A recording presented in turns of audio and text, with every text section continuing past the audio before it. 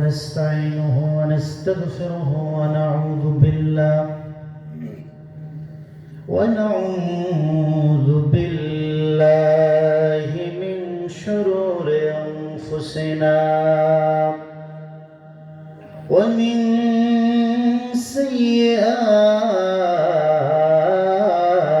سيئات أعمالنا من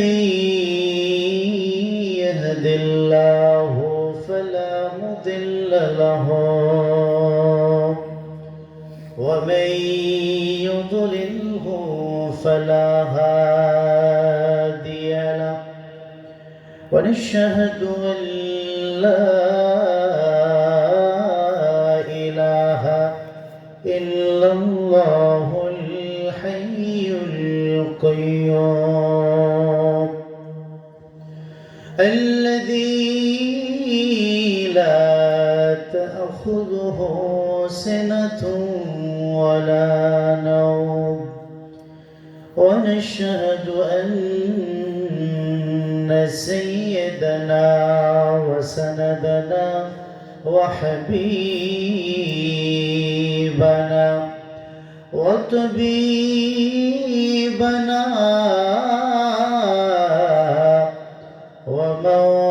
ومولانا محمدا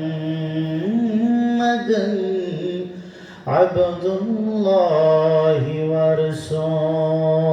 ورسوله الذي أرسله بالحق بشيرا ونذيرا وداعيا إلى الله بإذنه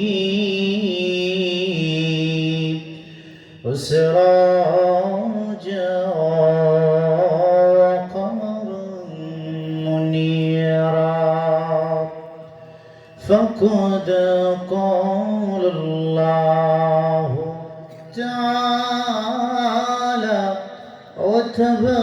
وتبارك في كلامه المجيد وفي الفرقانه الكريم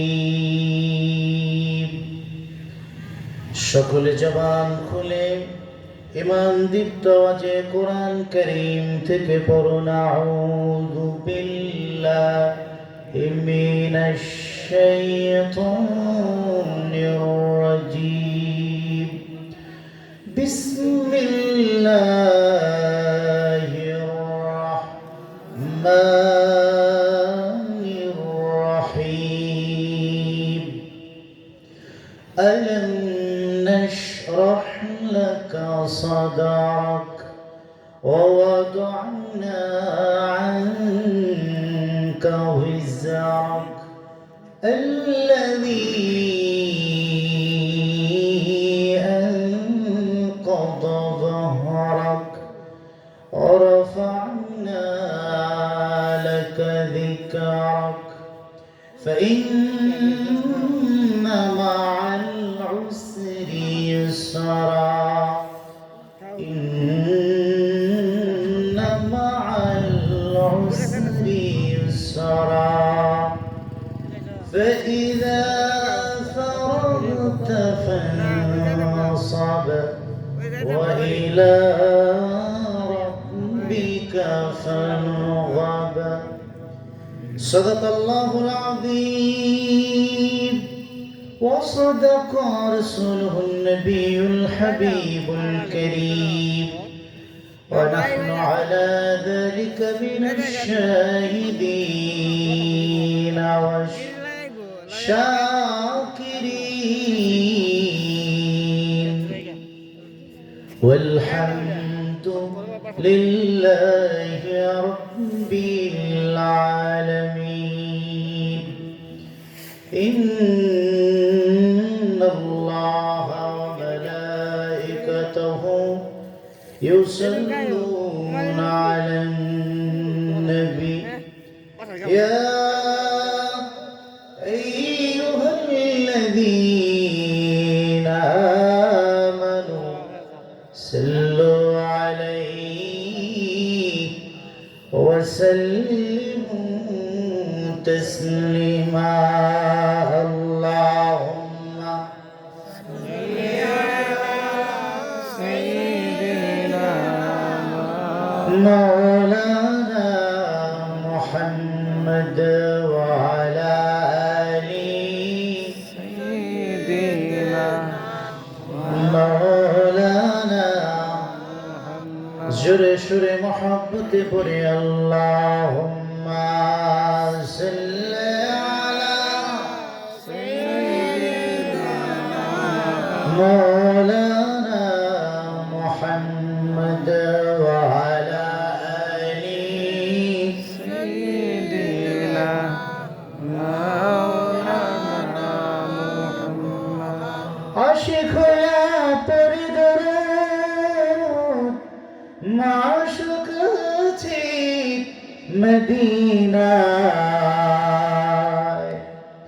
নবীর আশিক যদি হইতে পারি ওই জান্নাত হবে ঠিকানা আল্লাহুম্মা সাল্লি আলা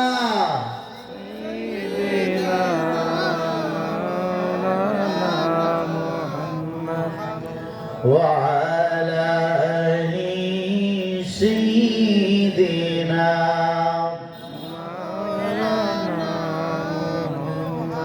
হাসরে সব নবী উম্মত কদিবে নিজের লাগি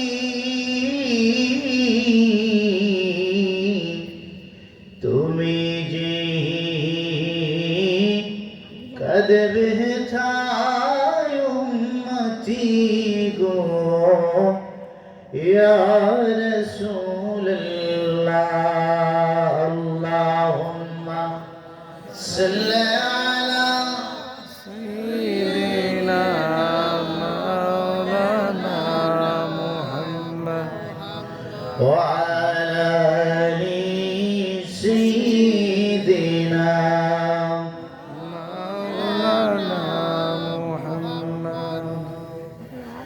দেখলা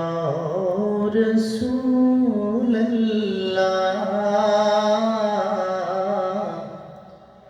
রওজা পাকের কিনারে আমি সহিতে পারি না বিরহ জ্বালা ধন্য করো দিদারে আমি কেঁদে কেঁদে হই গোসারা ধন্য করো দিদারে ডেকে লাও রাসূলুল্লাহ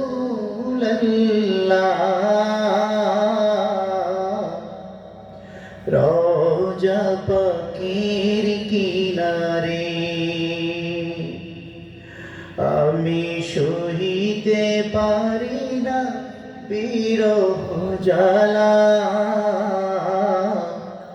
ধন্য করো দিদারে দুই সাথীকে কাছে নিয়ে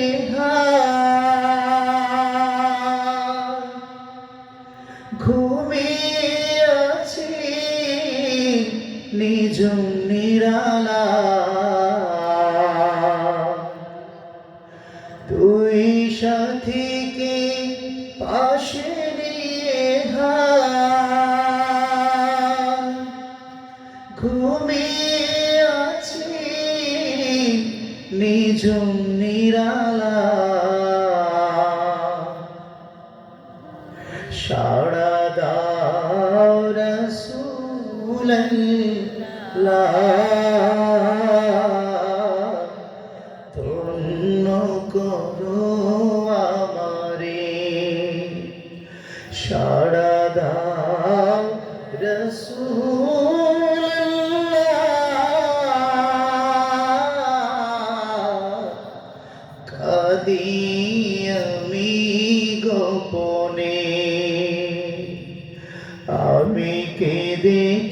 দেহই গো সারা ধন্য করো দিদারে আজ রওজায় শুয়ে থেকে কাঁদেন তিনি উম্মতের মায়ায় আজ রওজায় শুয়ে থেকে কাঁদেন তিনি উম্মতের মায়ায়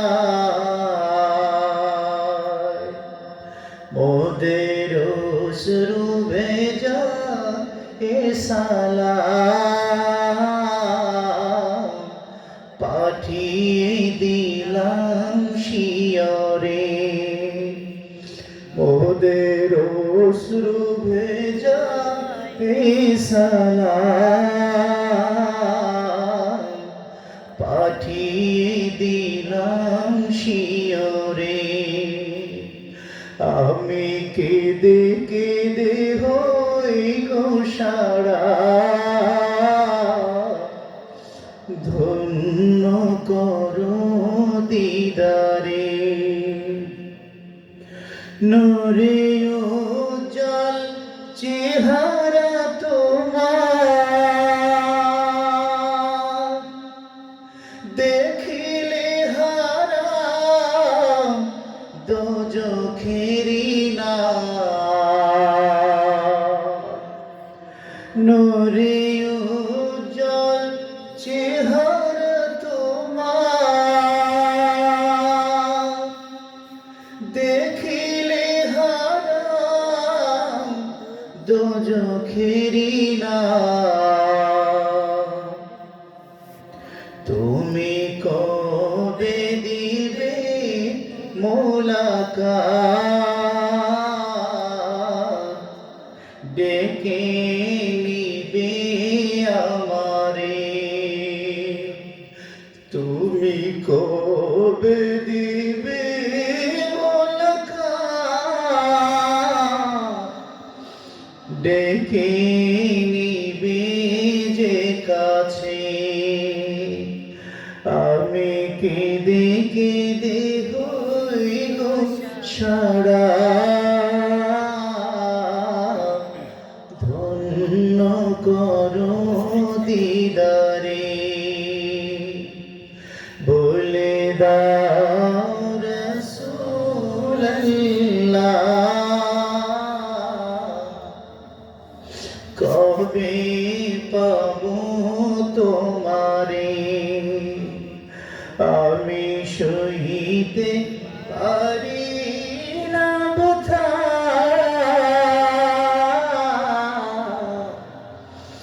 ধন্য করো দিদারে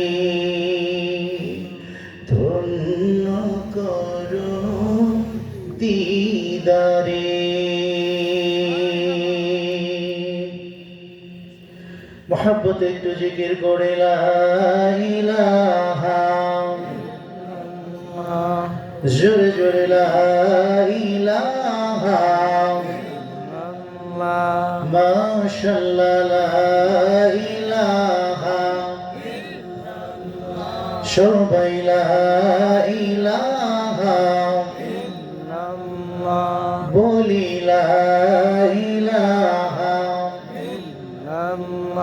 حسبي ربي جل الله ما في قلبي نور محمد صلى الله لا إله جر جر لا إله إلا الله জোরে জোরে লা ইলাহা ইল্লাল্লাহ লা ইলাহা ইল্লাল্লাহ তুমি কাউকে বানাইলা কালিমুল্লাহ আবার কাউকে বানিয়েছো খলিলুল্লাহ। আমার নবী কি বানাইলে তুমি নূর, নবী কি বানাইলে তুমি তোমার প্রিয় হাবিবুল্লাহ।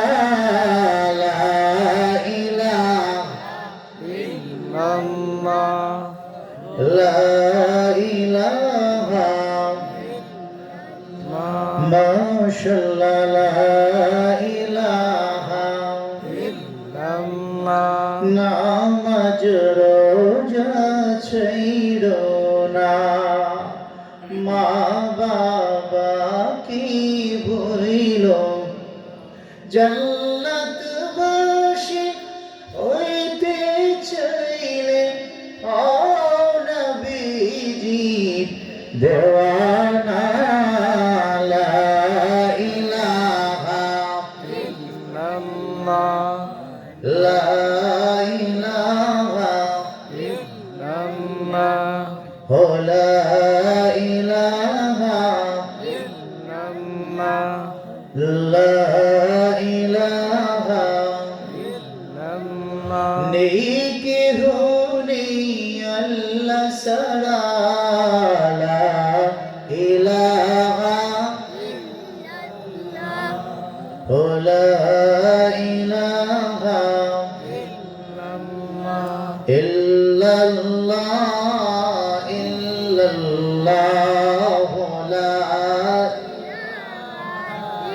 ইল্লাল্লাহ, ও লা ইলাহা ইল্লাল্লাহ, লা ইলাহা ইল্লাল্লাহ মুহাম্মাদুর রাসূলুল্লাহ সাল্লাল্লাহু আলাইহি ওয়াসাল্লাম। আল্লাহুম্মা সাল্লি ওয়া সাল্লিম ওয়া বারিক আলাইহি। করিমুন নিসা ইসলামিয়া বালিকা দাখিল মাদ্রাসা, শাহবাজপুর, মন্দারকা, বিশ্বনাথ সিলেটের উদ্যোগে আয়োজিত ৩১তম বার্ষিক ওয়াজ মাহফিল ৮ই জানুয়ারি ২০২৬। আজকের এই মোবারক জুমাবারের রাতের আজিমুশান মাহফিল, আজকের এই মোবারক মাহফিলের মহতারাম সভাপতি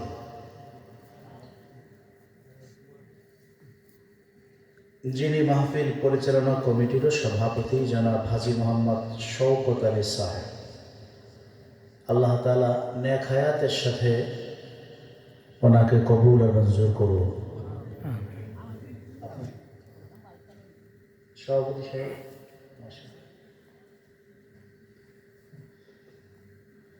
মাহফিলের সম্মানিত প্রধান অতিথি মহোদয় সাহেবজাদা ফুলতলি হযরত আল্লামা হাফিজ ফখরুদ্দিন চৌধুরী সাহেব, আতালাল্লাহু আমরা বারাকাল্লাহু ফি হায়াতি। আওয়াজ করে দোয়া করে পড়ুন আল্লাহুম্মা আমিন।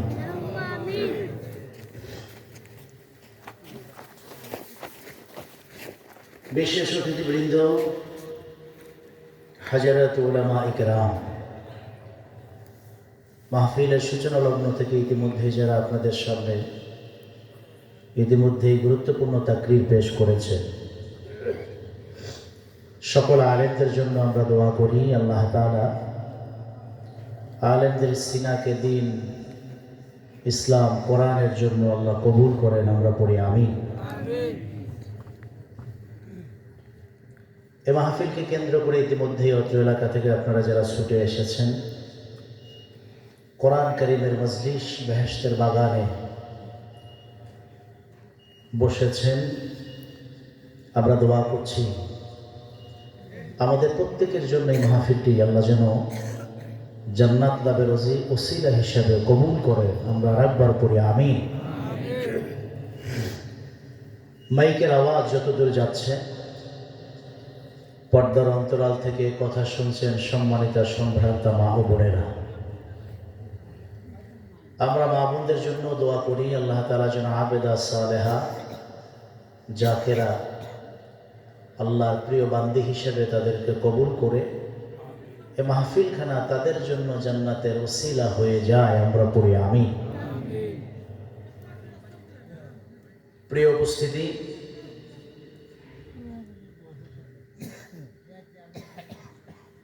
রাত 10:30 অধিক হয়েছে। আপনারা দীর্ঘ সময় হাজারাত উলামা ইকরামের জবান থেকে মূল্যবান নসিহত শুনেছেন এবং এখনও বসে আছেন। আসলে আমাদের আসার বসার কোনো সাধ্য নাই। যিনি আমাদেরকে তৌফিক ভিক্ষা এনায়েত করেছেন, আওয়াজ করে বলুন তিনি কে? যে মনিব আমাদেরকে সুযোগটুকু করে দিয়েছেন, তার আলিশান দরবারে কালেমত শুকর আদায় করে পড়ছি। জবান খুলে আওয়াজ করে একবার পড়ি আলহামদুলিল্লাহ।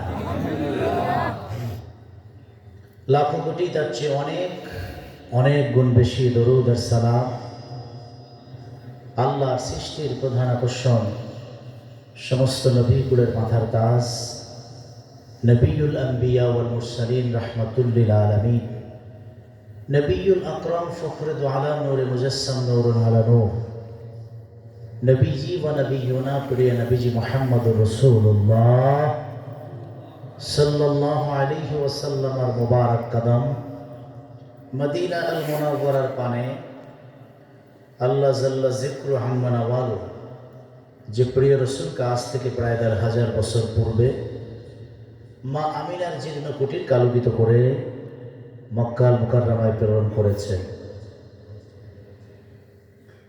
বিনা দরখাস্তে আল্লাহ তার মাহবুব পেয়ারা নবীর উম্মত হিসেবে আমাদেরকে কবুল করেছে। আমরা আখরি নবীর মর্যাদাপূর্ণ উম্মত হতে পেরেছি। মহান আল্লাহ রব্বুল আলামিনের কাছে তৌফিক ভিক্ষা চাই, এ মাহফিলটি যেন আমাদের দুনিয়া আখিরাতের কল্যাণের কারণ হয় এবং যে প্রিয় নবীজির উম্মাহ হিসেবে আল্লাহ আমাদের কবুল করেছেন, কিয়ামতের মুসিবতের ময়দানে রব্বে করিম যেন তার হাবিবে কিবরিয়া শাফাআতের মহানিয়ামত গুনাহগার উম্মত হিসাবে আমাদের প্রত্যেকের ভাগ্যে নসিব করেন। আমরা পড়ি আমিন। আর জোরে বলুন আমিন। প্রিয় উপস্থিতি, সুন্দর একটি প্যান্ডেল করেছেন, চারদিক লক করে দিয়েছেন যাতে করে কোরআন কারিমের নসিহত শুনতে আপনাদের কষ্ট না হয়। শীত একটু ভিতরে কম লাগতেছে না? আয়োজন সুন্দর, বসার জায়গাও খুব ভালো, কিন্তু এই আয়োজনের দৃষ্টিকোণ থেকে উপস্থিতি খুবই কম। এই এলাকার সব মানুষ যদি আসতো, এরকম 2-3টা প্যান্ডেল লাগতো, ঠিক না? চা আর পটপটির দোকানে যারা আছে তারাও যদি আসতো, তাও তো প্যান্ডেল ভরে যেত, কিন্তু আসতে পারে না। এটা দুর্ভাগ্য। ভালো কাজ আল্লাহ তাআলা যাকে দিয়ে করাইতে চাইবেন সেই করতে পারবে। আপনি চাইলেই ভালো কিছু করতে পারবেন, বিষয়টি এরকম না। যিনি তৌফিক দিবেন তিনি কে? আল্লাহ। প্রিয় সুধী, জাগতিক মানুষ হিসাবে মাহফিল আমাদের যতটুকু প্রয়োজন, তার চেয়ে কবরবাসীদের আরো বেশি প্রয়োজন, ঠিক না? আপনি মাহফিল শুনে কখনো তাসবিহ পড়বেন, কোরআন শুনবেন, ইস্তিগফার করবেন, আমলনামায় সওয়াব হবে, কিন্তু যারা কবরে আছে তারা চাইলে এখন আর নেকের কাজ করতে পারবে? তাদের আমলের দরজা বন্ধ হয়ে গেছে। তাদের কবরে সওয়াব পুষবে যদি আপনজনেরা নেক কাজ করে, তাদের জন্য দোয়া পাঠায়, ইসালে সওয়াব করে, তাহলে তাদের কবরে দোয়া পুষবে। সেই দৃষ্টিকোণ থেকে আমাদের প্রত্যেকের আপনজন কেউ না কেউ কবরে আছে না নাই? কমপক্ষে কবরবাসীদের রুহে সওয়াব পৌঁছানোর জন্য হলেও এই মাহফিলে আসা উচিত, ঠিক কিনা? এই জন্য আমি আলোচনার শুরুতেই যারা এখনো বাহিরে আছেন, রাস্তাঘাটে ঘোরাফেরা করছেন, বিনয়ের সঙ্গে অনুরোধ করছি মাহফিলে চলে আসুন। এই মুহূর্তের জন্য এই প্যান্ডেলটুকুই বেহেশতের বাগান। সুবহানাল্লাহ। এই প্যান্ডেলের বাইরে বেহেশত নাই। কথা বুঝতেছেন? এই মুহূর্তের জন্য এই প্যান্ডেলটুকুই বেহেশতের বাগান। রাস্তায় বেহেশত নাই, বাজারে তো সুযোগই নেই। বরং পৃথিবীর যতগুলো নিকৃষ্ট জায়গা তার ভিতরে বাজার অন্যতম, বলেছেন আমার নবী। এজন্য যারা চা খাওয়ার জন্য দোকানে আছেন, আমি বলি বেঁচে থাকলে চা খাওয়া যাবে, ঠিক না? কিন্তু 1 বছর বেঁচে থাকার পর এখানে মাহফিল হবে, আপনি আবার আসবেন, তার কোনো গ্যারান্টি হতে পারে আপনার জীবনের এই মজলিস শেষ মজলিস। এজন্য বলি, রাস্তাঘাটে চায়ের দোকানে যারা দাঁড়িয়ে আছেন, যারা গল্প গুজবে মেতে আছেন, কালকে সারাদিন পড়ে আছে, গল্পটা কালকে করেন, চাটা কালকে খান। আজকের এই মুহূর্তের জন্য এই জায়গা হলো এই এলাকার জন্য সবচেয়ে দামি মর্যাদাপূর্ণ জায়গা, ঠিক কিনা? এজন্য আমরা কেউ মাহরুম হতে চাই না। আল্লাহ যেন সকলকে কবুল আর মঞ্জুর করেন, আমরা পড়ি আমিন। প্রিয় উপস্থিতি,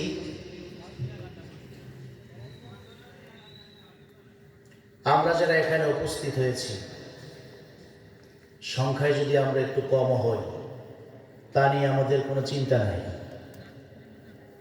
বরং যদি ঈমান আর ইখলাস, যদি নেক নিয়াত অন্তরে থাকে, কম সংখ্যায়ও যিনি বরকত দিতে পারেন তিনি কে? আল্লাহ। কোরআন বলছে কাম মিন ফিয়াতিন কালিলা, কাম মিন ফিয়াতিন কালিলাতিন গালাবাত ফিয়াতান কাসীরা। সংখ্যা যদি কম হয়, নিয়ত যদি সহি হয়, আল্লাহ কম সংখ্যার ভিতরে বরকত, রহমত, বিজয় দান করেন। বলেন না সুবহানাল্লাহ। আচ্ছা, আপনারা আমাকে বলেন তো, ইসলামের প্রথম যুদ্ধের নাম কি? আমি কি বিপদে ফেলে দিলাম না? বলবেন না? ইসলামের ইতিহাসে সর্বপ্রথম যে যুদ্ধটা হয়েছে সেই যুদ্ধটার নাম কি? বদর। কি যুদ্ধ? ও আজকে শুধু শোনার জন্য না, একেবারে গাইতে নেওয়ার জন্য। আজকে শুনবো, মৃত্যুর আগে ভুলবো না। রাজি আছি? ওয়াজ আজকে শুনবো, মৃত্যুর আগে ভুলবো না, এটা ওয়াজ। আমল হয়তো বা কম হবে, অনেক কথা শুনবো, সব তো আর আমল করতে পারবো না। কিন্তু কোরআন হাদিসের যে কথাগুলো শুনবো তা যেন জেহেন থেকে, সিনা থেকে ছুটে না যায়। আজকে আমল করতে পারলাম না, কালকে করবো, কালকে পারবো না, পরশু করবো, না হয় মৃত্যুর আগে করবো। কিন্তু আমলটা জেহেনে থাকতে তো হবে। এই জন্য আজকের কথাগুলো মুখস্থ করে নিয়ে যেতে হবে।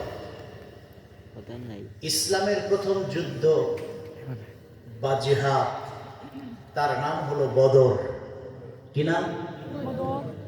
এই শব্দটা কোরআনে আছে না নাই? আছে। এই বদরের যুদ্ধে দুইটা পক্ষ ছিল। কয়টা পক্ষ? সহজে বললে মুসলিম, কাফির। একটা ঈমানের পক্ষ আর একটা কুফরির পক্ষ। পক্ষ কয়টা? ঈমানের পক্ষে, ইসলামের পক্ষে বদরের যুদ্ধে মুসলমানদের সংখ্যা ছিল 313। বলেন সংখ্যাটা কত? 313 জন মুসলিম। এই 313 জন মুসলিম যারা, তারা কেউ ইসলাম গ্রহণ করেছে 10 দিন আগে, কেউ ঈমান এনেছে 1 মাস আগে, যাদেরকে নও মুসলিম বলা হয়। এখনো ভালো করে ঈমানটা কি, ইসলামটা কি তা এখনো বুঝে উঠতে পারে নাই, কিন্তু নবীজির হাতে হাত দিয়ে কালেমা পড়ে মুসলমান হয়েছে। সুবহানাল্লাহ। অপরপক্ষে আবু জেহেল উতবা সাহেব কাফিরদের দলে মুশরিকদের, কাফিরদের সংখ্যা 1000-এর উপরে। এবার বলেন, সংখ্যা কি ঈমানের দিকে বেশি না কাফেরের দিকে বেশি? কাফেরের দিকে বেশি। 300 আর 1000 বেশি না? শুধু ডাবল না, 3 গুণ বেশি। এই যখন বাস্তবতা, আল্লাহর পক্ষ থেকে আদেশ আসলো যুদ্ধ করতে হবে। এই যুদ্ধে মুসলমানরা যদি হেরে যায় তাহলে ইসলাম শেষ, দিন শেষ। পৃথিবীতে আল্লাহ বলে ডাক দেয়া কেউ থাকবে না। এই যখন পরিস্থিতি, প্রিয় নবী 313 জনের এই কাফেলা নিয়ে রমজান মাসে দীর্ঘদিন সফর করলেন। 16ই রমজান বদরের যুদ্ধে বদরের মাঠে গিয়ে হাজির। সাহাবা আজমাইন না খেয়ে ক্লান্ত, রোজা তো রমজান মাসে খাওয়া যায়? আপনাদের এলাকায় তো আর কেউ রমজান মাসে খায় না। দোকানে যে পর্দা টানানো থাকে এটার ভিতরে কি? ও, তাইলে বুঝে গেল খায়। সারা জীবন জানলাম যে পর্দা মহিলাদের জন্য, এখন দেখি যে পুরুষও পর্দা করে। এটা কি পর্দা না শয়তানি? রমজান মাসে প্রাপ্তবয়স্ক সুস্থ মুসলিম মুমিনের জন্য খানা পানাহার যিনি হারাম করেছেন তিনি কে? সাহাবা আজমাইন ক্লান্ত শ্রান্ত, রোজা, প্রচন্ড রৌদ্র, মরুভূমি, এই রোজা রেখে বদরের মাঠে হাজির। সন্ধ্যা হয়ে গেছে, প্রিয় নবীজি সাহাবীদেরকে ঘুম পাড়াইয়া দিলেন যে তোমরা এখন ঘুমাও, ক্লান্তি দূর হয়ে যাবে, কারণ সকালবেলা যুদ্ধে নামতে হবে। আর আল্লাহর হাবিব তিনি আর ঘুমান নাই, তিনি জায়নামাজ, তাহাজ্জুদের ওয়াক্তে জায়নামাজ বিছিয়ে দীর্ঘ নামাজে দাঁড়িয়ে গেলেন। সুবহানাল্লাহ। আল্লাহর হাবিব তার জীবনে যতবার কেঁদেছেন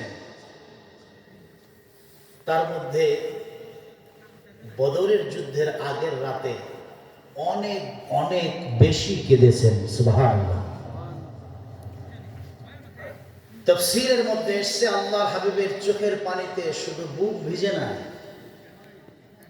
যেই জায়গায় সেজদা করেছেন সেজদার জায়গা এত বেশি চোখের পানিতে কাদা হয়েছে যে আল্লাহর হাবিবের চেহারায় কাদা মেখে চেহারা দেখা যায় না। সুবহানাল্লাহ।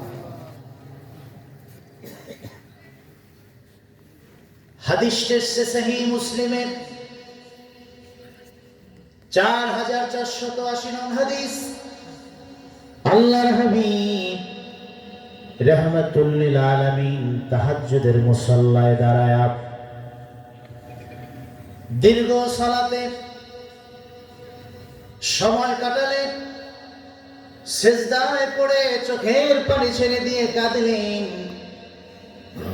আল্লাহর দরবারে ভিক্ষার 2টি হাত তুলে দিয়ে অঝোর নয়নে কাঁদতে শুরু করলেন। আমার নবী 2 হাত লম্বা করে আল্লাহর আরশ আজিমের দিকে তুলে দিয়ে দোয়া করতে শুরু করলেন। আল্লাহুম্মা ইন তাহলিক হাযিহিল ইসাবাতু মিন আহলিল ইসলাম লা তুবাদুল আব।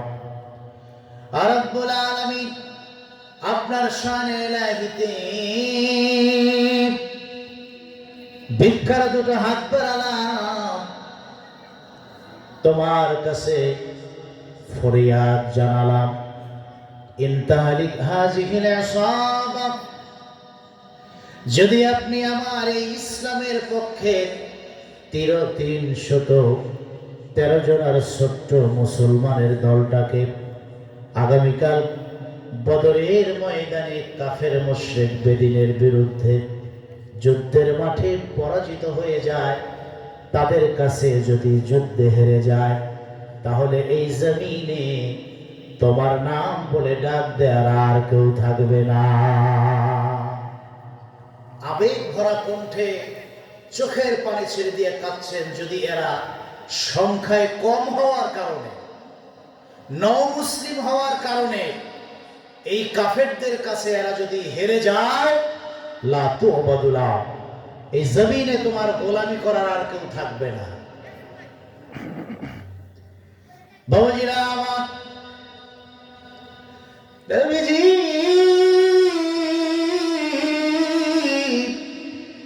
এত বেশি চোখের পানি ছেড়ে কাঁদলেন, রাতের অন্ধকার আধার নিস্তব্ধতা ভঙ্গ করে কান্নার আওয়াজ ঘুমন্ত সাহাবীদের মধ্যে হযরতে আবু বকরের কানে পৌঁছে যায়। রাসূলুল্লাহর কান্নায় তার ঘুম ভেঙে যায়। ঘুম থেকে জেগে কান্নার আওয়াজ অনুসরণ করে করে রাতের অন্ধকারে আবু বকর সিদ্দিক আল্লাহর হাবিবের নূরের কদমের সামনে এসে দাঁড়ালেন। আবু বকর নিজেও চোখের পানি ছেড়ে দিয়ে কাঁদলেন, আর নিজ হাতে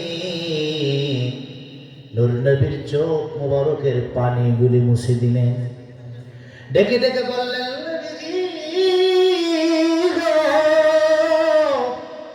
এত বেশি কাঁদবেন না, আপনার কান্নার আওয়াজ বদরের মাটিকে কর্দমাক্ত করে দিয়েছে। আমি আবু বকর নিশ্চিত করে বলতে পারি, রাহমাতুল লিল আলামিনের চোখের পানির দোয়াটা ফেরত যাবে না। জোরে জোরে বলুন সুবহানাল্লাহ। একথা বলতে না বলতে মালিক জিবরাইল আমিনকে ডেকে ডেকে বলেন, জিবরিল, ইসলাম আর কুফরের মাঝে পার্থক্যের দিন সামনে চলে এসেছে। আগামীকাল প্রভাতে বদরের যুদ্ধ অনুষ্ঠিত হয়ে যাবে।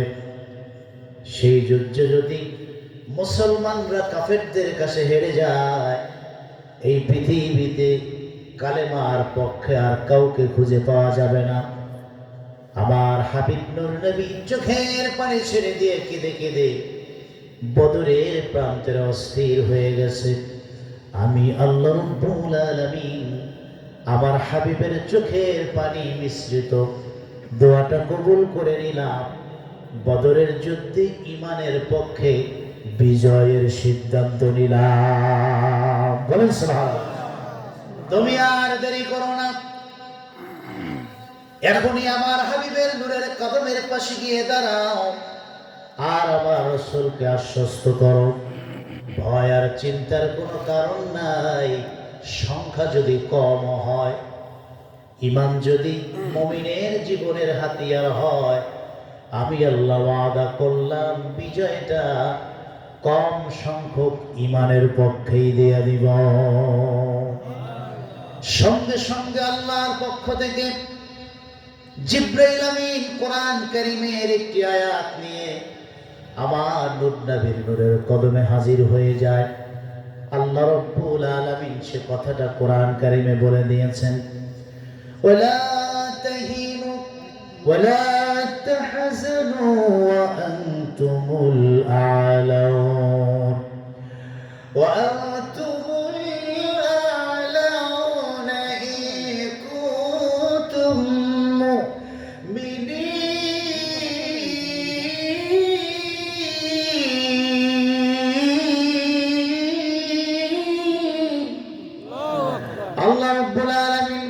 হাবিব আমার, ভয় পাবেন না, চিন্তিত হবেন না। ঈমান যদি হয় মুমিনের জীবনের একমাত্র শক্তি আর হাতিয়ার, আমি আল্লাহ ওয়াদা করলাম সংখ্যা যদি কম হয়, ওয়া আনতুমুল আলাউন, বিজয়ের মালা আমি আল্লাহ রাব্বুল আলামিন দিনের শেষে ঈমানদারের গলায় পরায়া দিব। জোরে জোরে বলেন সুবহানাল্লাহ। পৃথিবীতে ঈমানের শক্তির কাছে অন্য কোন শক্তি টিকতে পারে? আল্লাহ তাআলা প্রিয় রাসূলকে আশ্বস্ত করলেন, তাকে সাহস দিলেন, অভয় বাণী শোনালেন। আল্লাহর হাবিব রাতের বাকি অংশ বেহেশতি ঘুম ঘুমালেন। সুবহানাল্লাহ। অভয় দিয়েছেন কে? ঈমানের পক্ষে বিজয়ের ঘোষণা দিয়েছেন কে? সকালবেলা যুদ্ধ শুরু হবে, দুই পক্ষ মুখোমুখি দাঁড়িয়েছে। এক পক্ষে 313 আর একদিকে 1000। তার মানে হলো একজন মুসলিম, 3 জন কাফির। কতক্ষণ না? মুসলিম কয়জন? কাফের 3 জন। এরপরে কাফিরদের হাতে অস্ত্র আছে, পর্যাপ্ত ঘোড়া আছে। মুসলমানদের হাত খালি বললেই চলে, তেমন ঘোড়াও নাই। প্রিয় রাসূল আবার একটু চিন্তিত হলেন। আল্লাহ বলছেন বিজয় দিবেন কিভাবে? চিন্তা করতে দেরি হয় নাই, জিবরাইল আমিন কোরআন কারীমের আর একটি আয়াত দিয়ে চলে এসেছেন। রব্বুল আলামিন বলেন, ইয তাস্তাগিথুনা রাব্বাকুম ফাস্তাজাবা লাকুম আন্নী মুমাদ্দিকুম বিআলফিন মিনাল মালাইকাতি মুরদিফিন। প্রিয় রাসূল, সংখ্যা নিয়ে টেনশন করবেন না। গত রাতের চোখের পানি মিশ্রিত দোয়াটা রব্বুল আলামিনের কাছে এমন ভাবে কবুল হয়ে গেছে। আল্লাহ এই মুহূর্তে আপনাকে নিশ্চিত করছেন, সিদ্ধান্ত জানায়া দিচ্ছেন, আন্নী মুমাদ্দিকুম বিআলফিন মিনাল মালাইকা। এই যুদ্ধে বিজয়ের জন্য এখনই আরশে আজিম থেকে 1000 ফেরেশতা সৈন্য হয়ে নাজিল হয়ে যাবে। আপনি সংখ্যা নিয়ে টেনশন করছেন, আকাশের দিকে তাকান, রাসূলুল্লাহ আসমানের দিকে তাকায় দেখেন যে ফেরেশতা 1000 নাজিল হচ্ছে। সুবহানাল্লাহ। 313 আর 1000 1300। এবার সংখ্যায় সমান আর সমান। আল্লাহ হাবিব বলেন, জিবরাইল সংখ্যা নিয়ে টেনশন তো নাই, কিন্তু যুদ্ধ করার জন্য তো অস্ত্র লাগে, আমার সাহাবীদের হাত তো খালি। জিবরাইল আমিন মুস্কি হাসি দিয়ে বলে, অস্ত্র নিয়ে টেনশন করবেন না, খেজুরের লাঠি মুসলমানদের পক্ষে আছে, এগুলো অস্ত্রের চেয়েও বড় পাওয়ারফুল শক্তিধর অস্ত্রে পরিণত হবে। সুবহানাল্লাহ। আপনি একটা কাজ করেন, খেজুরের লাঠিগুলো শুধু নূরের হাত দিয়ে টাচ করে দেন। সুবহানাল্লাহ বলেন। কি বলেন? রাসূলুল্লাহর হাতের বরকত আছে না নাই? আছে। প্রিয় রাসূল শুধু হাত দিয়ে টাচ করে দিলেন, খেজুরের লাঠি এমন অস্ত্রে পরিণত হয়েছে, যুদ্ধ করা লাগে না, কল্লায় মারে আর 2 ভাগ হয়ে যায়। সুবহানাল্লাহ। এবার বলেন, বদরের যুদ্ধে 313 জনের পক্ষে যিনি বিজয় দিয়েছেন তিনি কে? আল্লাহ। এটা কি অস্ত্রের বলে বিজয়? হ্যাঁ, এটা ঈমানের বলে। সুবহানাল্লাহ। এজন্য বলি, মাকবুলিয়াতের জন্য, দয়া রহমত পাওয়ার জন্য সংখ্যা কোনো ম্যাটার না। তাকওয়া, খোদাভীতি, ইখলাস, ইয়াকিন, ঈমান হলো মূল বিষয়, ঠিক কিনা? সংখ্যা যদি কম হয়, ঈমানটা যদি সহি হয়, নিয়াত যদি সহি হয়, তাহলে যিনি কবুল করবেন, দয়া নাজিল করবেন, রহমত দিবেন তিনি কে? জোরে বলেন কে? এজন্য সংখ্যায় কম আমাদের টেনশন আছে, বরং টেনশন নাই। আমরা যে মজলিসে বসেছি, এখানে যতক্ষণ বসে থাকবো ততক্ষণ আকাশ থেকে যিনি রহমত নাজিল করবেন তিনি কে? জোরে বলেন কে? রব্বুল আলামিন বলেন, ওয়াইদা কুরিআল কুরআন ফাসতামিউ লাহু ওয়া আনসিতু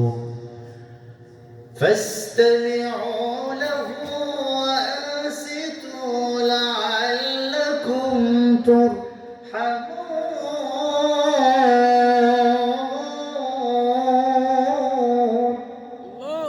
আল্লাহ রাব্বুল আলামিন বলেন,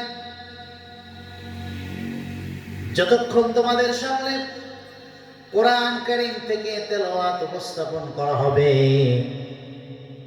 সেই কোরআন কারীমকে সামনে নিয়ে আলোচক অথেন্টিক তাফসীর আর ব্যাখ্যা বিশ্লেষণ উপস্থাপন করবে। সেই কোরআনের প্রত্যেকটি কথা হৃদয়ে গেঁথে নেওয়ার জন্য দুটি শর্ত পূরণ করবে। এক, ফাসতামিউ লাহু, অন্তরের কান দিয়ে কথাগুলো শুনবে।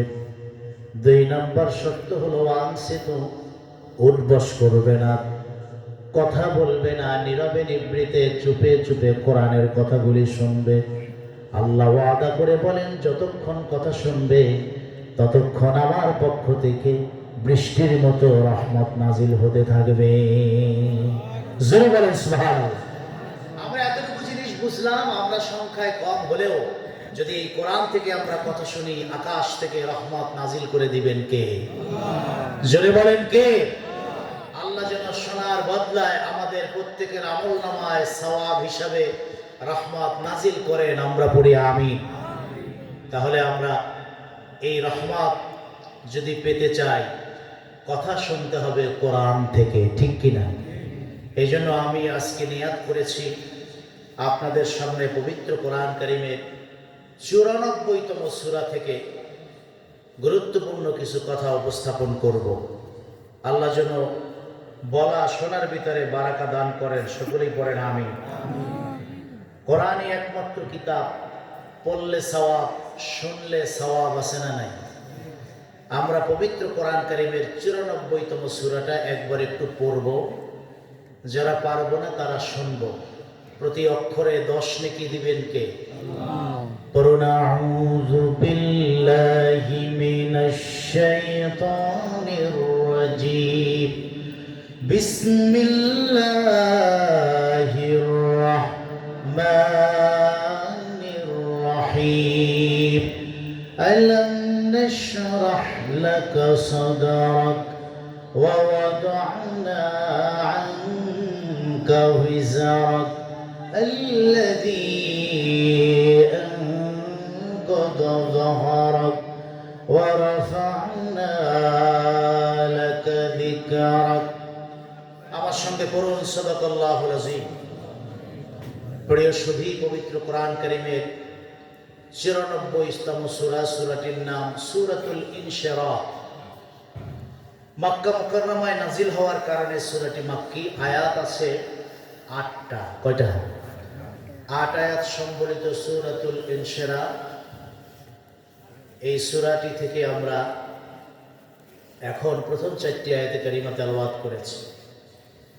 নির্ভরযোগ্য মুহাদ্দিস আর মুফাসসিরদের কিছু বক্তব্য আমরা শুনব। প্রশ্ন আসতে পারে, 114টি সূরার মধ্যে থেকে এই সূরাটি কেন? কারণ হলো এই সূরার সাথে এই মাসের একটা সম্পর্ক আছে। বলতে পারেন আরবি এই মাসের নাম কি? রজব। কি? এই রজব মাসের সাথে এই সূরার একটা সম্পর্ক আছে। এই জন্য আমি এই সূরাটা দিয়ে শুরু করলাম। আল্লাহ তাআলা এই সূরাটা শুরু করেছেন একটা প্রশ্ন দিয়ে। কি দিয়ে? পৃথিবীতে কিছু প্রশ্ন আছে যার উত্তর সবসময় হয় হ্যাঁ, পজিটিভ। যেমন পিতা যদি সন্তানকে বলে যে আমি কি তোমার বাবা নই? প্রশ্ন কি? আমি কি তোমার পিতা নই? আপনারা বলেন উত্তর কি হবে? হ্যাঁ।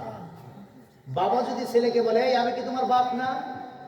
বলেন তো জবাব কি? হ্যাঁ। এটা না হওয়ার কোনো সুযোগ আছে? পৃথিবীতে কিছু প্রশ্ন আছে যার জবাব সবসময় হ্যাঁ। ওস্তাদ যদি ছাত্রকে প্রশ্ন করে আমি কি তোমার শিক্ষক না? ছাত্র কি বলবে? হ্যাঁ। আল্লাহ তাআলা এই সূরাটা শুরু করেছেন একটা প্রশ্ন দিয়ে। এই প্রশ্নের উত্তর হলো হ্যাঁ। সুবহানাল্লাহ। প্রশ্নটা কি?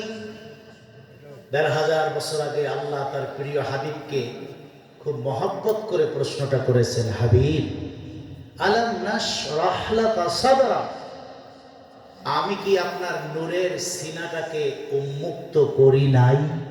সুবহানাল্লাহ। আমি কি আপনার নূরের সিনাটাকে শক্তিশালী করি নাই? উত্তর হলো অবশ্যই হ্যাঁ। প্রশ্ন হলো সিনার শক্তি বলতে কি বোঝায়? আল্লাহ তাআলা প্রাণীদেরকে শক্তি দেন দুই জায়গায়। প্রাণী চিনেন তো? 4 পা বিশিষ্ট যে প্রাণী, গরু, ছাগল, মহিষ, ভেড়া, হাতি, বাঘ, ভল্লুক, সিংহ, এগুলো প্রাণী। এই প্রাণীকে শক্তি দেন দুই জায়গায়। প্রথম প্রাণীকে শক্তি দেন মাথায়। আপনাদের এলাকায় ছাগল আছে? ছাগলের লড়াই দেখছেন? একটা এই মাথায় আর একটা এই মাথায়, দুই দিক থেকে দৌড়ে এসে মাথায় মাথায় বাড়ি আছে না নাই? আচ্ছা বলেন যে এই দুই দিক থেকে দৌড়ে এসে যে এত জোরে মাথায় মাথায় টাক দিল, এতে কি ছাগলের মাথা ভেঙে যায়, ফেটে যায়? কেন ফেটে যায় না, ভেঙে যায় না? কারণ প্রাণীর মাথায় শক্তি দিয়েছেন কে? দুই ছাগলে যেরকম মাথায় মাথায় টাক দেয়, দুইজন মানুষ দিলে কতক্ষণ না, একদিকে আপনি আর একদিকে আমি, দুইজনে দূরে এসে টাক দিলে মাথা আছে না নাই? কেন পারবো না? কারণ আমাদের মাথায় শক্তি আল্লাহ দেন নাই। আমি মরুভূমিতে দেখেছি ভেড়ায় ভেড়ায় যুদ্ধ, টাকে আগুন ধরে যায়, এত জোরে টাক দেয় এসে যে আগুন ধরে যায়, কিন্তু মাথার কিছু হয় না। কারণ প্রাণীকে মাথায় যিনি শক্তি দিয়েছেন তিনি কে? প্রাণীকে দ্বিতীয় শক্তি দেন আল্লাহ দেহে। হাতি দেখছেন না? হাতির দেহে শক্তি আছে, কম না বেশি? আমরা এখানে যতগুলো মানুষ সব যদি এক জায়গায় করে কষ্টিপ দিয়ে পেঁচানো হয়, এই যেমন কষ্টিপ দিয়ে পেঁচাইছি দেখছেন না, দুইটা তার, এটা একটা, আমাকে সব যদি কষ্টিপ দিয়ে পেঁচাইয়া হাতির সামনে রাখা হয় আর হাতিকে বলা হয় যে তুমি পাও দিয়ে একটা চাপ দাও, আমরা আসি না নাই? হাতি অত্যন্ত শক্তিশালী প্রাণী, 30, 40, 50, 60 টনের ট্রাক জায়গায় দাঁড় করায়। প্রাণীকে আল্লাহ শক্তি দেন দুই জায়গায়, মাথায় আর দেহে। তার বিপরীতে আল্লাহ তাআলা মানুষকে শক্তি দেন 3 জায়গায়। সুবহানাল্লাহ। কয় জায়গায়? মানুষকে প্রথম শক্তি দেন আল্লাহ মাথায়। মাথায় বলতে হাড্ডি আর বসতে না, ব্রেনে। ব্রেনে কিসে? মানুষের ব্রেনে যদি শক্তি না থাকতো তাহলে মোবাইলটা বানাইছে কে? কতক্ষণ না, আকাশে বিমানটা উড়াইছে কে? বুঝে গেল এগুলো গরু আর ছাগলে পারে নাই, এগুলো যারা পেরেছে তারা কারা? মানুষ। বুঝে গেল মানুষের ব্রেনে শক্তি আছে না নাই? আছে। এমন পারমাণবিক বোমা বানাইছে মানুষ, যদি খেলি ছাইরা দেয় অর্ধেক পৃথিবী নাই হয়ে যাবে। এই যে ব্রেন, এগুলো আল্লাহ মানুষকে দিয়েছে। এই জন্য কেয়ামতে মানুষের বিচার হবে ব্রেনের। কিসের? তোমার তো ব্রেন দিছিলাম, কোনটা ভালো কোনটা মন্দ। তুমি ভাবছো যে টেবিলের তলে দিয়ে খাইলে আর কেউ দেখে না। এই জন্য আল্লাহ ধরবেন ব্রেনওয়ালাকে। পাগলের কোনো বিচার নাই। পাগলের কি নাই? হিসাব নাই, নিকাশ নাই, বিচার নাই। পাগল তো ব্রেন নাই। কিন্তু যাদের ব্রেন আছে তাদের প্রত্যেক প্রশ্নের জবাবদিহিতা আল্লাহর কাছে আছে না নাই?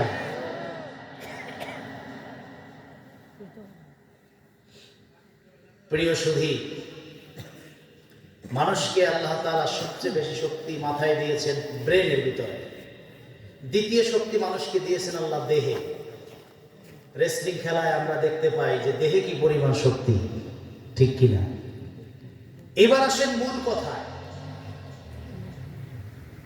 মানুষকে আল্লাহ ব্রেনে শক্তি দিলেন, দেহে শক্তি দিলেন, তবে মানুষকে আল্লাহ তাআলা সবচেয়ে বেশি শক্তি দান করেছেন সিনায়। চিৎকার করে বলেন সুবহানাল্লাহ।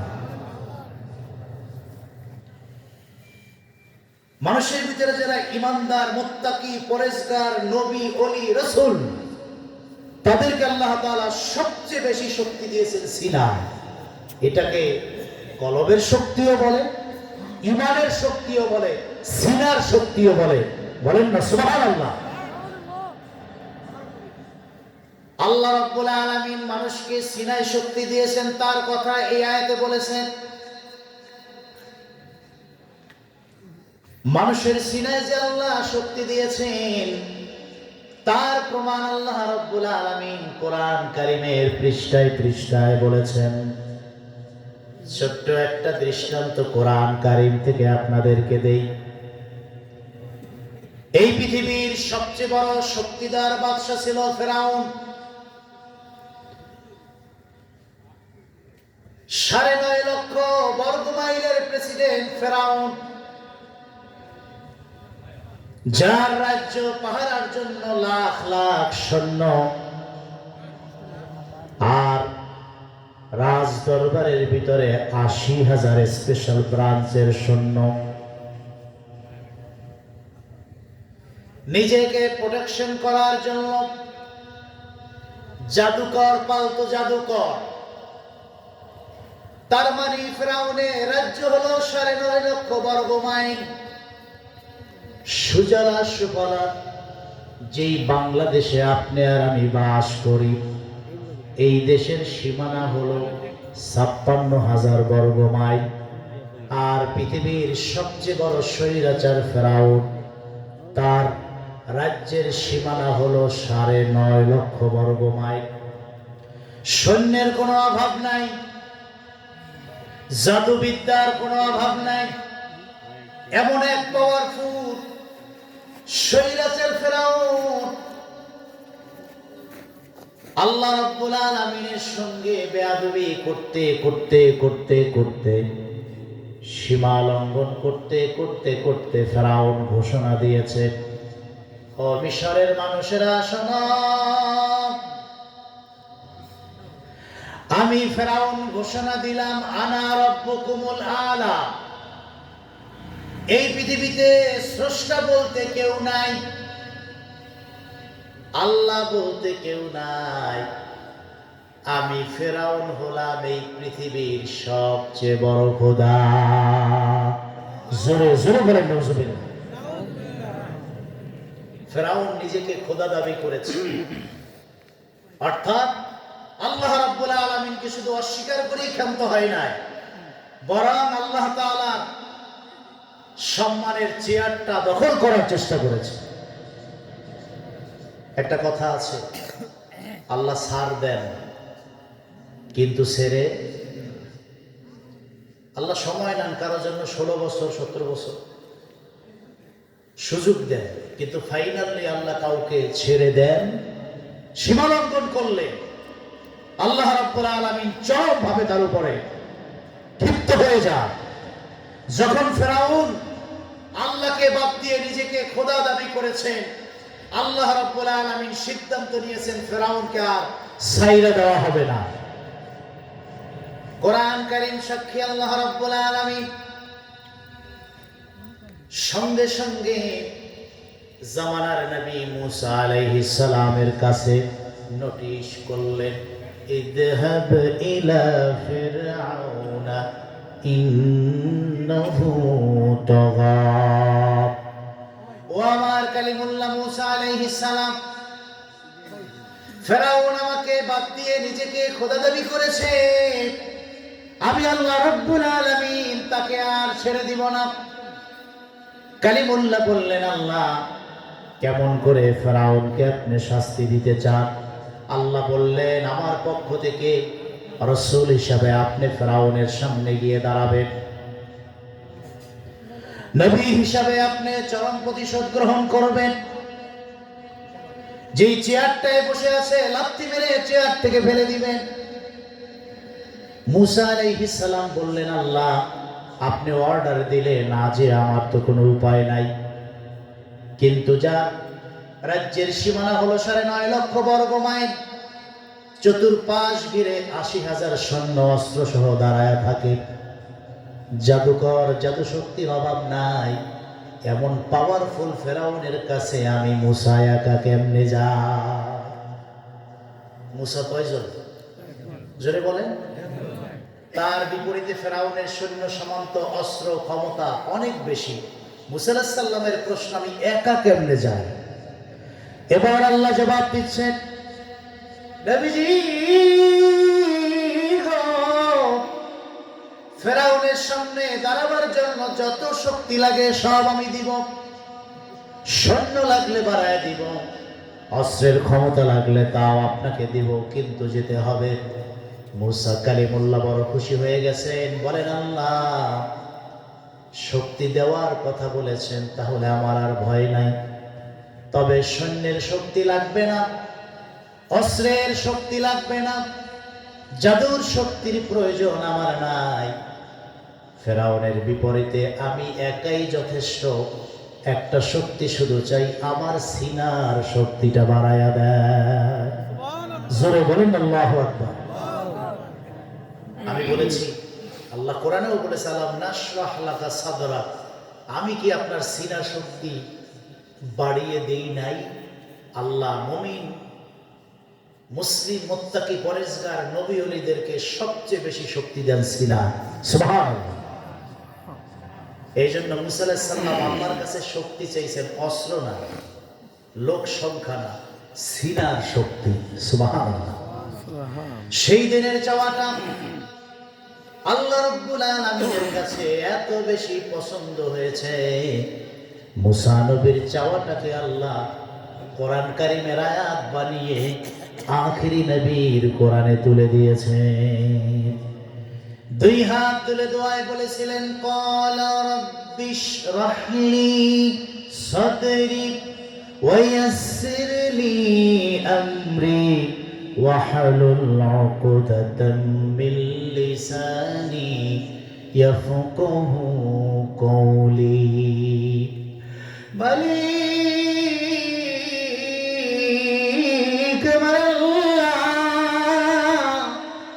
ভিক্ষার দুটো হাত বাড়ান আপনার কাছে।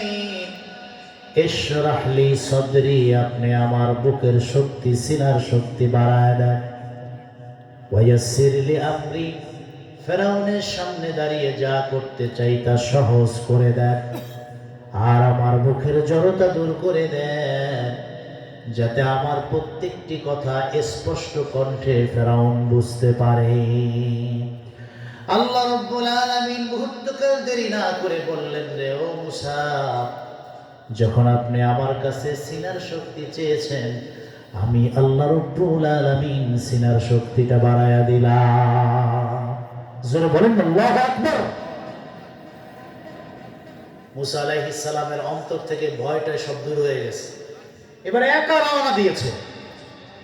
বড় ভাই হারুন আলাইহিস সালাম বলে, মুসা এত সাহস করে যাও কোথায়? কয় যে ভাইজান, আপনিও আমার সাথে চলেন, ফেরাউনের সাথে খেলা হবে, আপনি পুরো খেলাটা ভিডিও করবেন। সুবহানাল্লাহ। দুই ভাই মিলে ফেরাউনের দরবারে হাজির। ফেরাউন কয়, কে? কয় যে মুসা। শুনে আজকে উঠছে, কোন মুসা? যে ছোটবেলায় কত থাবড়াইলা, বুঝলে গেছ? কারণ নবী মুসা তো ফেরাউনের ঘরেই বড় হয়েছে, ঠিক কিনা? নদীতে ভেসে এসেছিলেন, হযরত আসিয়া টেনে কোলে নিছে। এতদিন ঘর করলাম, কিচ্ছু দিতে পারলাম না, লাগবে না, সন্তান একটা পাইছি। সুবহানাল্লাহ। ফেরাউনরা যখন একটু আদর করতে যায়, মুখের কাছে নাই, অমনি একটা সর মেরে দেয়। ফেরাউন এইটাই আমার খাইবো এক সময়। আমার জ্যোতিষীরা বলছে যে একটা ছেলে আমার ঘরে বড় হবে, আমারই চেয়ার থেকে নামাবে, এইটাই হয়ে গেছে। যেই জোরে সর দিছে, আমার গা লাল হয়ে গেছে। আসি ওর কাছে, আপনি একটা পাগল, ছোট্ট বাচ্চা, কিছু বুঝে। যে তা তো ঠিক আছে, কিন্তু সর এমন কায়দায় কেমনে দিল? নবুয়তের হাত পাওয়ার আছে না নাই? এটা কথা আছে যে এটা হয়, এটা ছোটবেলায় হয়, ঠিক কিনা মনে? শরীফ ওসমান হাদি মাত্র 1 বছরের রাজনৈতিক কেরিয়ার গোটা পৃথিবীকে কাঁদায় গেছে, ঠিক কিনা? মিয়া, মানুষের মতো মানুষ হইতে গেলে রাজনীতি 1000 বছর করা লাগে না।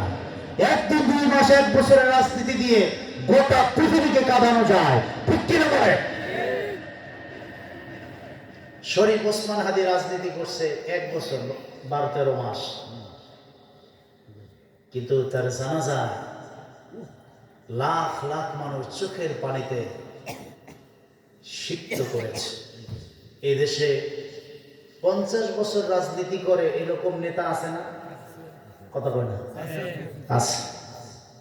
ওই রকম নেতা রাস্তা দিয়ে হেঁটে গেলে মানুষকে চোর যায় রে, কথা কয় না? স্বৈরাচার যায় রে।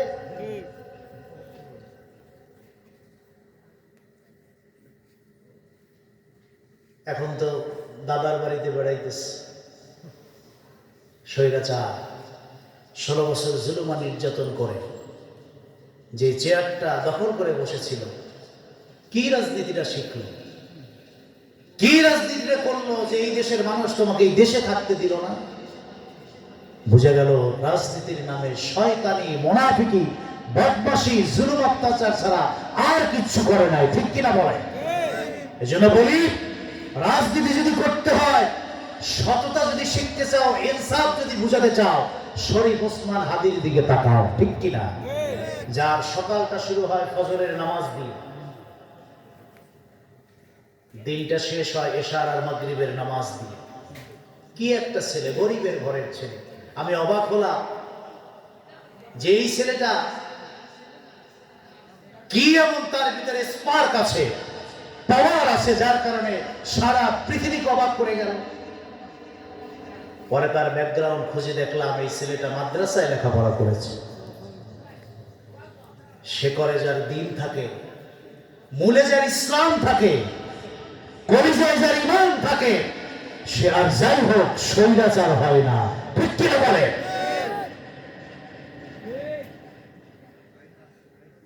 নাহলে 95% ওভার মুসলমানের দেশে আলেমরা জঙ্গি হয় কিভাবে?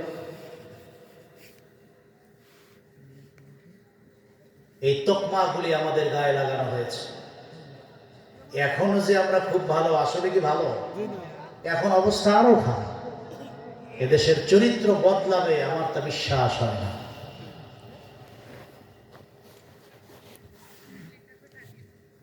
তবে মুসলমান হিসাবে এই বিশ্বাস রাখতে হবে, 1500 বছর পরে এসেও আমরা এটা উপলব্ধি করতে পারছি, শান্তি, কল্যাণ, মানুষের মুক্তি কোরআন আর রাসূলুল্লাহর সুন্নাহ ছাড়া দ্বিতীয় আর কোনো পথে নাই, ঠিক কিনা বলে? যদি শান্তি ফিরিয়ে আনতে হয়, কল্যাণ এবং মানুষের মুক্তির কথা যদি চিন্তা করতে হয়, তাহলে দ্বীন ইসলাম, কোরআন আর রাসূলুল্লাহ রেখে যাওয়া সুন্নাহ বাদ দিয়ে এই দেশে কখনো শান্তির আশা করা যায়? যে পথ দেখিয়ে গেছে এই পূর্ব বাংলায় আল্লাহর ওলিরা, যার সূচনা হয়েছিল সিলেটের পূর্ণভূমি থেকে শাহজালাল ইয়ামিনীর ইমানি পরীক্ষার মধ্য দিয়ে। বাবাজিরা আমার, স্বৈরাচারের বিরুদ্ধে মুসা আলাইহিস সালাম ইমানের শক্তি চাইলেন, সিনার পাওয়ারটা চাইলেন। আল্লাহ রাব্বুল আলামিন তাকে সিনার পাওয়ার দিলেন, ফেরাউনের দরবারে হাজির। মুসা বললেন, ফেরাউন, তোমাকে আর সার দেওয়া হবে না। আল্লাহকে স্বীকার করেছেন, রব্বে কারীমের সম্মানের চেয়ারটা দখল করার চেষ্টা করেছো, তোমাকে আর ছেড়ে দেওয়া হবে না। ফেরাউন বলে, মুসা আর বেশি বেরো না, চতুর্দিকে তাকায় দেখো অস্ত্র তাক করে হাজার হাজার সৈন্য দাঁড়ায় আছে। মুসা কালিমুল্লাহ বললেন, ভয় পাই না, এই সৈন্য আর অস্ত্রের শক্তিকে ভ্যানিশ করে দেওয়ার জন্য যত শক্তি লাগে সব আল্লাহ আমি মুসার সিনায় দান করেছেন। জোরে বলেন না সুবহানাল্লাহ। ইসলামের ইতিহাস নয়, গোটা সৃষ্টির ইতিহাসের দিকে তাকালে আমরা দেখতে পাই বিজয়টা দিনের শেষে আল্লাহ ইমানের পক্ষেই দান করেছেন, ঠিক কিনা? শাহজালাল ইয়ামিনী ৩৬০ জন সঙ্গী আর সাথে নিয়ে সুরমা নদীর তীরে এসে দাঁড়ালেন। কারণটা ছিল শেখ বুরহানুদ্দিন, তার সন্তান ৭ দিন হয় দুনিয়াতে এসেছে। রাসূলুল্লাহর একজন আশিক ছিলেন বুরহানুদ্দিন রাহমাতুল্লাহ আলাইহি। তিনি ৭ম দিনে সন্তানের জন্য আকিকা দিবে, গরু জবাই করেছে। খবরটা গুরু গোবিন্দের কাছে চলে যায়। সিলেট ছিল গুরু গোবিন্দের বড় আস্তানা, সিলেটে ছিল তার রাজপ্রাসাদ। ঘোষণা দিয়েছে, গরু তো আমাদের খোদা, আমাদের মাতা। বুরহানুদ্দিন গরু জবাই করে, গো হত্যা করে মহাপাপ করেছে।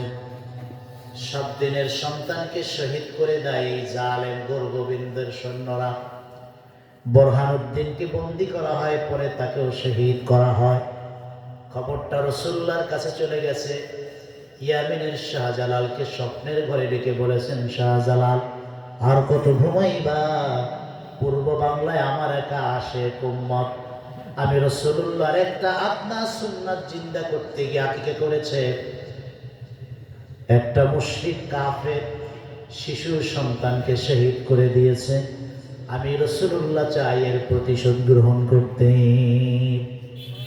আমার পক্ষ থেকে প্রতিনিধি হয়ে তুমি পূর্ব বাংলায় চলে যাও। শাহজালাল ইয়ামিনী মদিনা মুনাওয়ারায় গিয়ে আল্লাহর হাবিবের রওজার পাশে ১ সপ্তাহ কাটালেন, জিয়ারত করলেন। চোখের পানি ছেড়ে দিয়ে বললেন, নানাজি রওজা থেকে জিয়ারত করে তাওয়াজ্জু আর ফায়েজ সিনায় নিলাম। সুবহানাল্লাহ। রওজা জিয়ারত করে রওজা আকার থেকে তাওয়াজ্জু আর ফায়েজের নূর সিনায় নিয়ে রওনা দিয়েছেন পূর্ব বাংলায়। আসতে আসতে ৩৬০ জন সঙ্গী হয়েছে খাদেম। এদেরকে নিয়ে সুরমা নদীর তীরে এসেছে। এসে দেখেন নদী পার হওয়ার ব্যবস্থা নাই। সঙ্গী আর সাথীরা বলেন, কোথায় নিয়ে আসলেন? যেমনি করে মুসা নবীর সাথীরা তাকে বলছিল, ফেরাউন থেকে বাঁচার জন্য নদীর পারে আনলেন, এখন ঝাঁপ দিয়ে মরা ছাড়া আর কোনো রাস্তা নাই। মুসা, আপনার সাথে আসলাম ফেরাউন থেকে বাঁচার জন্য, এখন কি সামনে নদী যাবেন? অকালা আসহাবু মুসা ইন্না লামুদরাকু, ডুইবা মরা ছাড়া কোনো রাস্তা তো নাই। রাসূলুল্লাহ সাল্লাল্লাহু আলাইহি ওয়াসাল্লাম বলেন, কাল্লা, কখনো ভয় করো না। যাদের কলিজায় আর সিনার ভিতরে ঈমানের শক্তি আছে তারা ভয় পায় না। ইন্না মাইয়া রাব্বি সায়াহদি, আমার রব আমাদের সঙ্গে আছেন, তিনি আমাদের বাঁচার রাস্তা বের করে দিবেন। সুবহানাল্লাহ। ৩৬০ জন বলল, আমির ও নেতা, ও শাহজালাল, নদী কেমন করে আমরা পার হব? তিনি বললেন, যেই সিনার ভিতরে রাসূলুল্লাহ রওজা জিয়ারতের তাওয়াজ্জু আর ফায়েজের নূর আছে, রাসূলুল্লাহর সেই আদনা উম্মতদের নদী পার হতে নৌকা লাগে না। তিনি বললেন, চোখ বন্ধ করো, জায়নামাজকে মুসাল্লা বানাও। জায়নামাজের মুসাল্লায় নামাজের সূরাতে বসে মুখে তাকবীর ধ্বনি শুরু করেছে, হাতে তাসবিহ নিয়েছে। আর শাহজালাল ইয়ামিনী তাসাউফ মারিফাতের নূর সিনায় ধারণ করে তালিম আর তালকিন দিচ্ছেন। চক্ষু বন্ধ করে মুরাকাবার হালাতে যখন তালকিন দিলেন, আল্লাহ রাব্বুল আলামিন জায়নামাজকে নৌকা বানায়া সুরমা নদী পার করে গুরু গোবিন্দের রাজপ্রাসাদে যাওয়ার ব্যবস্থা করে দিয়েছেন। সুবহানাল্লাহ। গুরু গোবিন্দের সৈন্যরা যখন দেখলো, জারি বাবা এটা কেমন, যে নৌকা ছাড়া জায়নামাজ দিয়ে নদী পার হয়ে গেছে, এদের সাথে যুদ্ধ করা যাবে না। তরবারি ফালায়া রাজ দরবার সাইরা কিছু ভাগছে, বাকিরা শাহজালাল ইয়ামিনীর হাতে কালেমা পড়ে মুসলমান হয়েছে বিনা যুদ্ধে। গৌরগোবিন্দ পরাজিত হয়, সিলেটের জমিনে কালেমার পতাকা প্রত্যাঘাত করে উঠতে শুরু করে। চিৎকার করে বলেন সুবহানাল্লাহ। এই পাওয়ারটার নাম হলো সিনার পাওয়ার, ইমানের পাওয়ার। মুসা আলাইহিস সালামের সিনায় যিনি ইমানের পাওয়ারকে বাড়িয়ে দিয়েছেন তিনি কে? আল্লাহ। ফেরাউন বলল, মুসা আমার রাজ দরবারে এসে আমাকে হুমকি দিচ্ছ, অস্ত্র তাক করে আমার সৈন্যবাহিনী দাঁড়ায় আছে, অর্ডার দিলে তুমি নাই হয়ে যাবা। আল্লাহ রাব্বুল আলামিন বললেন, কালিমুল্লাহ রে, ভয় পাওয়ার কোনো কারণ নাই, শক্তি তো সিনায় দিয়ে রাখলাম, আপনি নবুয়তের হাতটাকে সিনার উপরে রাখুন। আল্লাহ বলেন, ওয়াদমুম ইয়াদাকা ইলা জানাহিকা تخرج بيضاء من غير سوء آية أخرى। রব্বুল আলামিন বললেন, ও আমার কালিমুল্লাহ, হাতটাকে সিনার উপরে রাখো। মুসা আলাইহিস সালাম নবুয়তের হাতটাকে ইমানের পাওয়ার হাউস সিনার উপরে তিনি রাখলেন। এবার আল্লাহ বললেন, সেখান থেকে নিয়ে ফেরাউন বাহিনীর উপরে হাতটা ধরুন। আল্লাহর নবী হাতটাকে উঁচু করে ধরলেন। কোরআন বলছে, তখরুজ বাইদা, যেই না মাত্র হাতটাকে উঁচু করে ধরেছেন, এই হাতের মাঝখান থেকে ইমানের পাওয়ার রশ্মি আর আলো বের হয়ে যেই না মাত্র ফেরাউন বাহিনীর উপরে পড়ে যায়, 1 সেকেন্ডের কম সময় ইমানের শক্তির কাছে ফেরাউন বাহিনী বেহুশ হয়ে জমিনের ভিতরে পড়ে যায়। জোরে জোরে বলেন সুবহানাল্লাহ। ফেরাউন বাহিনী পরাজিত হয়েছে। দীর্ঘ সময় পর যখন হুঁশ ফিরেছে, সৈন্যরা বলে যে, ফেরাউন তুমি একটা ফেক খোদা। মুসার খোদা হলো আসল খোদা। সুবহানাল্লাহ। যে তার ইমানের শক্তির কাছে আমরা বেহুশ হয়ে গেছি, তোমারে সাল্লাহ। মুসা নবীর আল্লাহর প্রতি ঈমান এনে তার পক্ষের হয়ে গেলাম। চিৎকার করে বলেন সুবহানাল্লাহ। তাহলে মুসা নবীর কাছে ফেরাউন পরাজিত হয়েছে সিনার শক্তির কাছে, ঠিক কি না? আল্লাহ কোরআনে সে কথা বলছেন, আলাম নাশরাহ লাকা সাদরাক, নবী হে, আমি কি আপনার সিনার শক্তি বাড়াই নাই? আদম থেকে ঈসা সব নবীর সিনায় আল্লাহ যা শক্তি দিয়েছেন, আমার নূর নবীর সিনায় তার চেয়ে হাজার হাজার কোটি গুণ বেশি শক্তি দান করেছেন। চিৎকার করে বলেন সুবহানাল্লাহ। ছোট্ট একটা প্রমাণ তা আমি সহিহ বুখারী থেকে আপনাদেরকে দেই। আল্লাহর হাবিবের নূরের সিনায় আমার আল্লাহ এত বেশি শক্তি দান করেছেন, তা বলে শেষ করা যাবে না। আল্লাহর হাবিবের সবচেয়ে ছোট্ট একজন খাদেম ছিলেন হযরতে আব্দুল্লাহ, যিনি প্রিয় চাচা হযরতে আব্বাসের ছেলে আব্দুল্লাহ ইবনে আব্বাস মাত্র 7 বছর বয়সে আমার নূর নবীর খাদেম হয়ে গেছেন।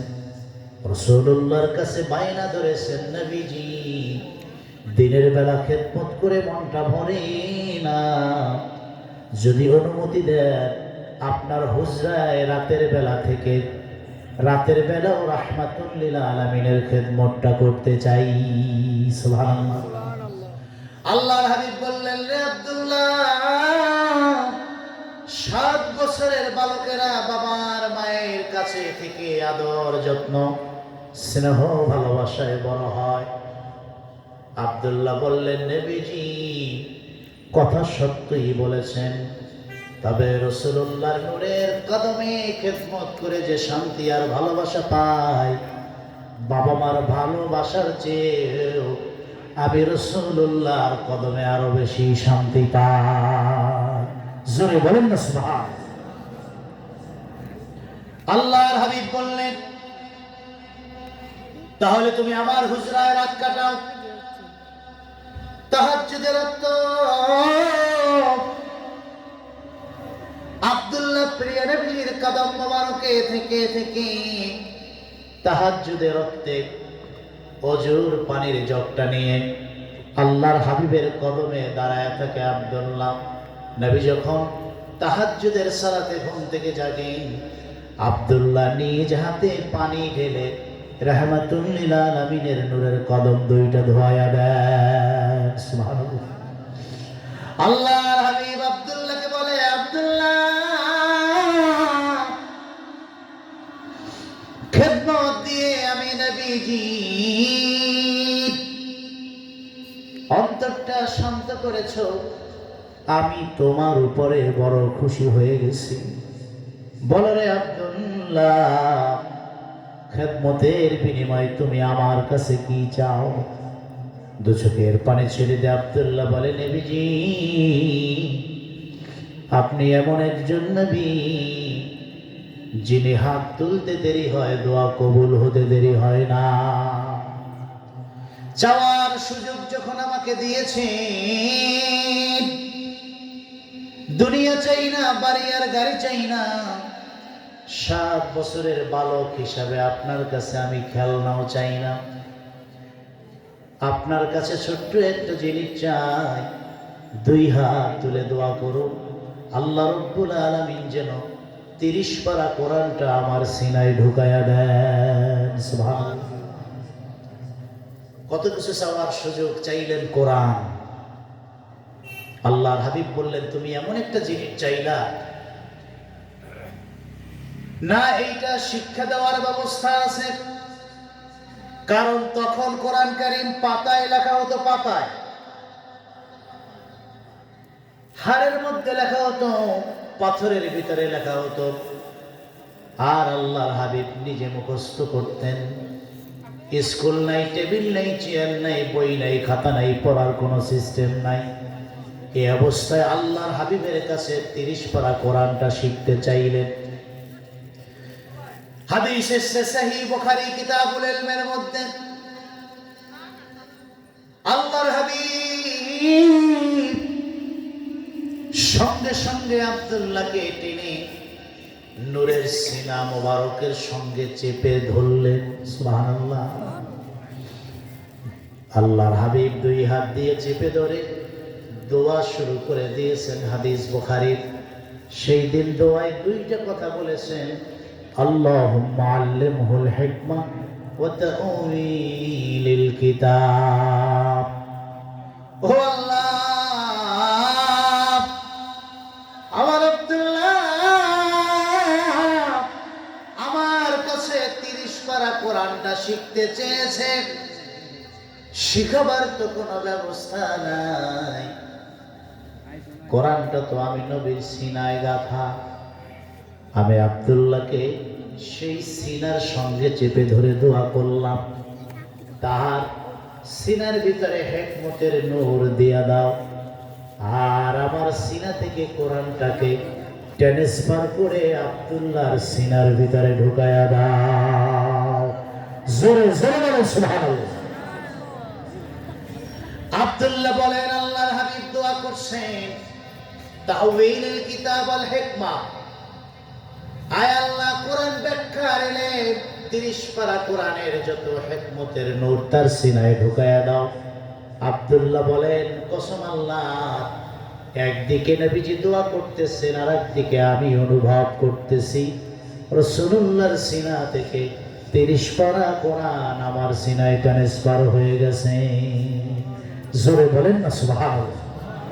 এবার বলেন, আমার নূর নবীর সিনায় পাওয়ার আছে না নাই? যে ছোট্ট বালকটাকে সিনার সঙ্গে চেপে ধরলেন, কোরআনটা সিনা থেকে ট্রান্সফার হয়ে গেল। চিৎকার করে বলেন সুবহানাল্লাহ। তাহলে এতটুকু জিনিস আমরা বুঝতে পারলাম। আজ থেকে 1500 বছর পূর্বে আল্লাহ তার নূর নবীর সিনায় এমন ওহীর ইলম পাওয়ার দান করেছেন, যে সিনার থেকে সাহাবীদের সিনায় ইলম ট্রান্সফার হয়েছে। সেই সাহাবীরা এই দুনিয়াতে বসে জান্নাতের ঠিকানা পেয়ে গেছেন। চিৎকার করে বলেন সুবহানাল্লাহ। প্রিয় সুধী, আমরা ১৫০০ বছর পরে এসে সেই এলেমটা পাওয়ার মধ্যস্থতা হিসাবে যারা মুহাক্কিক ওলি আল্লাহ পীর বুজুর্গ তাদের সোহবতে যায়, ঠিক কিনা? কারণ আমরা দেখতে পাই নামাজ পড়ে না, রোজা রাখে না, দিন মানে না, এমন মানুষ যখন ওলিদের কাছে যায়, এই যে 15ই জানুয়ারি আসতেছে, বালাই হাওয়ারে যাবে, আল্লাহর ওলিদের সোহবতে গিয়ে একদিন থাকবেন, কিছু নসিহত শুনবেন, বেনামাজি মানুষটা নামাজি হয়ে যাবে, ঠিক কিনা? অথচ মাদ্রাসায় পড়ে নাই, বুখারী পড়ি নাই, হাদিসের তাফসীর পড়ি নাই, শুধু ওলিদের সোহবতে গিয়েছি, ওলিদেরকে ভালোবেসেছি, ওলিদের নসিহত শুনেছি। আল্লাহ রাব্বুল আলামিন এই সোহবতের কারণে ওলির সিনা থেকে ইলম ট্রান্সফার করে সাধারণ মানুষের সিনায় দিয়েছেন, সাধারণ মানুষটা ওলি হয়ে গেছে, বলেন না সুবহানাল্লাহ। আমরা সেই ওলিদের ভালোবাসতে চাই, তাদের সোহবতে যেতে চাই, তাদের আদর্শ হৃদয়ে ধারণ করে এই জমিনে ইসলামের আলো জ্বালাতে চাই। আমরা রাজি আছি না নাই? এই জন্য রাসূলুল্লাহর উপরে আমাদের ইতিকাদ আকীদা মজবুত করতে হবে। আজকে একদল আলোচক নামের ভ্রান্ত পথভ্রষ্ট আলেম আছে, তারা বলে মুহাম্মদ সাল্লাল্লাহু আমাদের মতোই সাধারণ মানুষ। চিৎকার করে বলেন নাউজুবিল্লাহ। কোরআন কারীমের আয়াত প্রমাণ করে না, বরং আল্লাহর হাবিব এত উচ্চ তবকার একজন নবী এবং রাসূল ছিলেন। আল্লাহ তার সিনাকে ওহীর ইলম দিয়ে, কোরআনের ইলম দিয়ে এত বেশি পাওয়ারফুল বানিয়েছেন। রাসূলুল্লাহ জমিনে বসে সাত জমিন নিচের সব জিনিস দেখতেন, দুনিয়াতে বসে আল্লাহর জান্নাতের সব কিছু দেখতে পেতেন। চিৎকার করে বলেন সুবহানাল্লাহ। সেই নবীর মহব্বত আর ভালোবাসা, এটা আমাদের ঈমান, এটা মুমিনের ঈমান, ঠিক কিনা বলেন? আসুন সেই নবীজির শানে মহব্বতে দাঁড়ায় একটু সালাম দেই, ইয়া নবী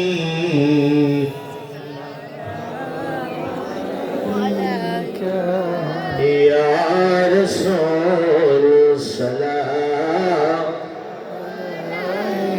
ইয়া হাবিব সালাম আলাইকা সালাতুল্লাহ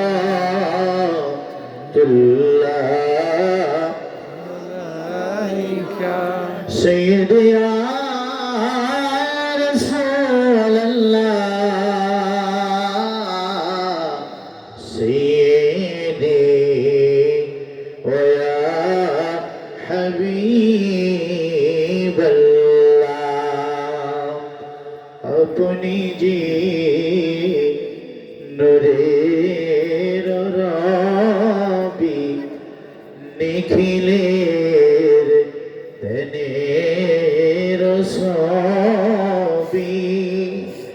अपनी ना एले धाराय आधारी डूबे तो शबिया नबी सलाम या रसूल सलाम يا حبيب سلام عليك صلوات الله حبيبي يا رسول الله أمتي تردي نبيجي ويا حبيب الله مدينة أولي গলিতে চাই যে মা ছুটিয়া যাইতে রোজে দেখিতে প্রাণ ভরে সালাম দিতে نبي سلام عليك يا رسول سلام يا حبيب سلام عليك صلاة الله عليك بلغ العلا بكماله كشف الدجى بجماله